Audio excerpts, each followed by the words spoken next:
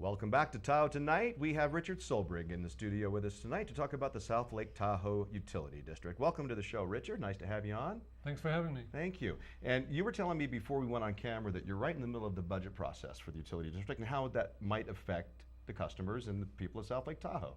Yes, we have a number of issues that we're looking at, and we're at the front end of our budget process. And these issues will affect all of our customers. And this is not something new for the utility district. This goes on every year. And in particular, a number of times in the past, over the years, there's been significant issues cost-wise that the district has had to make decisions about. For example, in the 60s, we decided to build an advanced wastewater treatment plant. We had to build an export pipeline over the mountain. In the 80s, we converted that plant to advanced secondary to save a lot of O&M costs. We replaced the export pipeline that was built in the 60s, but it was leaking in the late 90s, early 2000s. And on the water side, we actually, in the late 90s, we decided we needed to upgrade because we weren't meeting fire flow requirements. And so we had to build a lot of storage tanks and upgrade our water lines. And we were able to do that before the Angora fire, and so the fire departments praised us for being able to supply the water they needed during the Angora fire. So all these things cost our ratepayers increased revenues on their bills. And do the customers have an opportunity to look at the budgets and say yay or nay, or is it just this coming through the pipeline? Who actually makes those decisions as far as the budget's concerned?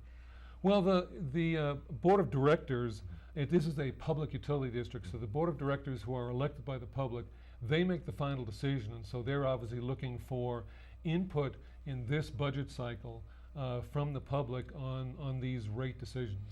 And what kind of things are coming down the pipeline as far as new costs? What are you going to add new features or looking to upgrades? Or? Some of both.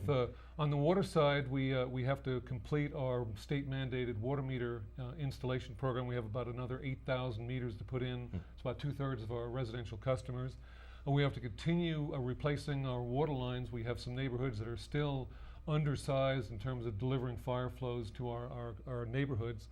And on the wastewater side, a lot of our pump stations on our collection system, on our main pump station at the end of Grass Valley, on our recycled water system, are reaching their end of their useful life. They're almost 50 years old.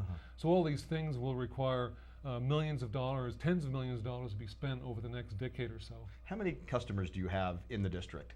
We have almost 18,000 wastewater customers and about 14,000 water customers. So is this a significant budget increase that will affect everybody? And if so, then how do they get involved and how do they get more information?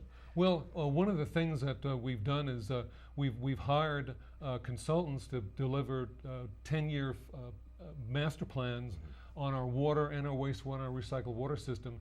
And one of the balancing acts that has to be done is the tens of millions of dollars have to be invested, the speed at which they have to be installed and upgraded to meet codes, to meet standards, to meet fire flows, to meet the high levels of service that our customers have come to expect, has to be balanced against the necessary rate increases that would be necessary to pay for them. It sounds like a good thing. I mean, yes. Progress is always good. Yes. Where could people get more information? Is there a website that lists all these issues? There is a website, stpud.us, www.stpud. You'll also look for notices, emails, public notices of workshops, where the board will be looking for input from the public, and also newsletters. So keep an eye out for those things. Keep an eye out for information from the district. Thanks so much for coming on and keeping us informed. I appreciate it. All right, thanks very much for having me again. You're watching Tahoe Tonight. We'll be back with more great guests like Richard coming up right after this.